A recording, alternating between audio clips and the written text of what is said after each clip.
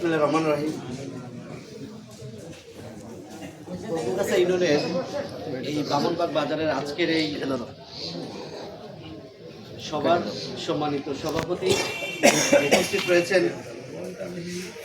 রায়গঞ্জ উপজেলা বিএনপির, আপনারা জানেন, কান্ডারি দীর্ঘদিন যাবৎ ফ্যাসিস্ট হাসিনা বিরোধী আন্দোলনে যারা নেতৃত্ব দিয়েছেন, তাদের মধ্যে আজকে আমাদের মাঝে উপস্থিত রয়েছেন এপি আইনুল হক, সাবেক সভাপতি জনাব শামসুল ইসলাম, সিনিয়র সহসভাপতি খায়রুল ইসলাম ভূঁইয়া, এই ইউনিয়নের সম্মানিত সভাপতি স্বপন ভাই, সাধারণ সম্পাদক জহুরুল, সাংগঠনিক সম্পাদক হজরত আলী, ছাত্রদলের আহ্বায়ক ইকবাল, মঞ্জু ভাই, তারপরে মামুন, কামরুল ইসলাম রতন ভাই, আরও যারা রয়েছেন, জামিল ভাই, তারপরে আইনুল ভাই, এই এলাকায় ময়মুল খান।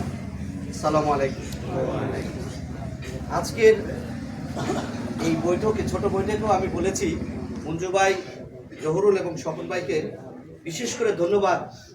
এত মানুষের একটা অ্যাংজাইটি, সেটাকে সমাধানের জন্য তারা যে উদ্যোগ গ্রহণ করেছেন এবং আপনারা এই গ্রামের ময়মুরব্বীরা যে সহযোগিতা করেছেন, সেটার জন্য আমি ব্যক্তিগতভাবে খুবই অভিভূত হয়েছি এবং সন্তোষ প্রকাশ করি যে আমাদের এলাকার মুরব্বীরা এবং আমাদের বিএনপির নেতা এবং কর্মী ভাইয়েরা এভাবেই গ্রামের সমস্যাগুলোকে সমাধান করেন, যা বিগত 17 বছরে উস্কাইয়ে দেওয়া হয়েছিল।